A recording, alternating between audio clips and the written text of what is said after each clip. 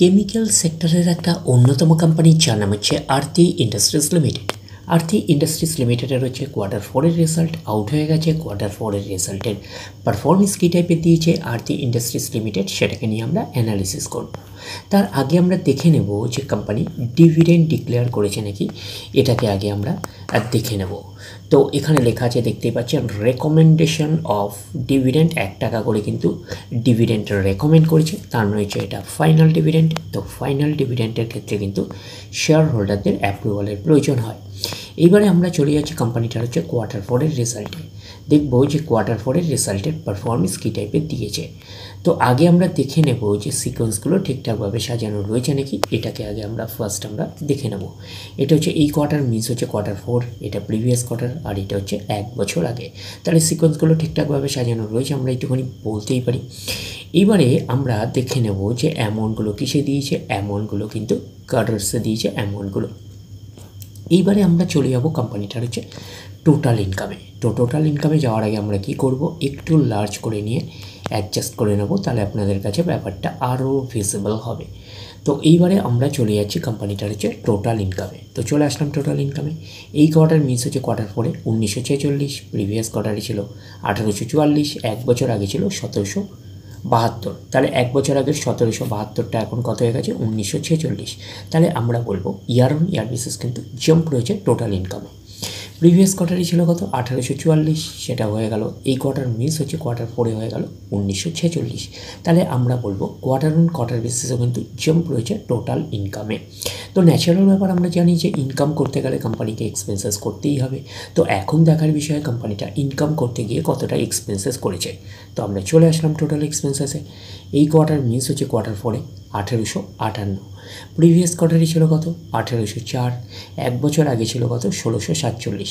তাহলে 1 বছর আগে 1647টা এখন কত হয়ে গেছে, 1858।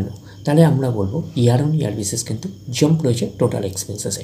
প্রিভিয়াস কোয়ার্টারই ছিল কত, 1804, সেটা হয়ে গেল। এই কোয়ার্টার মিস হচ্ছে কোয়ার্টার 4-এ হয়ে গেল 1858। তাহলে আমরা বলবো কোয়ার্টার অন কোয়ার্টার বেসিসও কিন্তু জাম্প রয়েছে টোটাল এক্সপেন্সেসে। এইবারে আমরা বের করব কি, এইবারে আমরা বের করব হচ্ছে অপারেটিং প্রফিট। কী করে বের করব, টোটাল ইনকাম থেকে টোটাল এক্সপেন্সেস আমরা বাদ দেবো।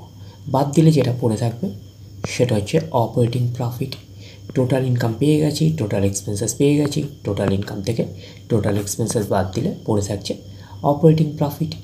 অর্থাৎ আপনারা বলতে পারেন profit before exceptional item tax and tax, এটাকে আমরা অপারেটিং প্রফিট বলতে পারি।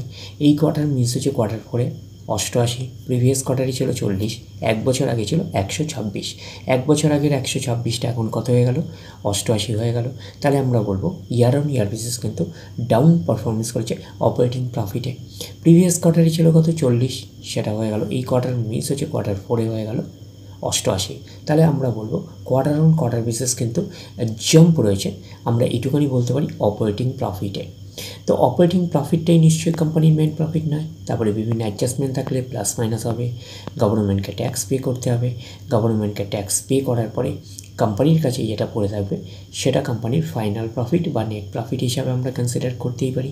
তো আমরা পাচ্ছি net profit for the period, এটাকে নেট প্রফিট বলতে পারি, এটাকে আমরা ফাইনাল প্রফিট বলতে পারি। এই কোয়ার্টার মিস হচ্ছে কোয়ার্টার 4-এ 96, প্রিভিয়াস কোয়ার্টারে ছিল 46, 1 বছর আগে ছিল 132। তাহলে 1 বছর আগের 132টা এখন কত হয়ে গেছে, 96। তাহলে আমরা বলবো ইয়ার অন ইয়ার বেসিস কিন্তু ডাউন পারফরমেন্স করেছে নেট প্রফিটে। প্রিভিয়াস কোয়ার্টারে ছিল কত, 46, সেটা হয়ে গেল। এই কোয়ার্টার মিস হচ্ছে কোয়ার্টার 4-এ হয়ে গেল 96। তাহলে আমরা বলবো কোয়ার্টার অন কোয়ার্টার বেসিস কিন্তু জাম্প রয়েছে নেট প্রফিটে। এইবারে আমরা চলে যাচ্ছি কোম্পানিটার হচ্ছে ইপিএসে, অর্থাৎ আর্নিং পার শেয়ারে। দেখবো যে ইপিএসের অবস্থান কীরকম রয়েছে। তো চলে আসলাম ইপিএসে অর্থাৎ আর্নিং পার শেয়ারে। এই কোয়ার্টার মিস হচ্ছে কোয়ার্টার 4-এ 2.64, প্রিভিয়াস কোয়ার্টারে ছিল 1.27, 1 বছর আগে ছিল 3.64। তাহলে 1 বছর আগের 3.64টা এখন কত হয়ে গেছে, 2.64। তাহলে আমরা বলবো ইয়ার অন ইয়ার বেসিস কিন্তু ডাউন পারফরমেন্স করেছে ইপিএসে অর্থাৎ আর্নিং পার শেয়ারে। প্রিভিয়াস কোয়ার্টারে ছিল কত, 1.27, সেটা হয়ে গেল। এই কোয়ার্টার মিস হচ্ছে কোয়ার্টার 4-এ হয়ে গেল 2.64।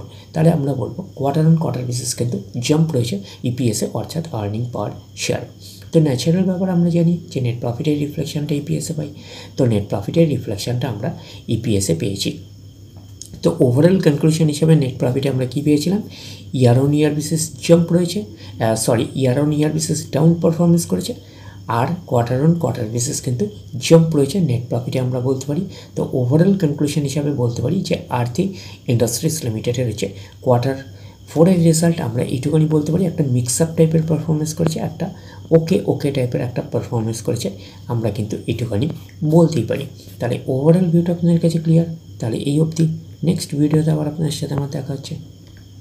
ধন্যবাদ।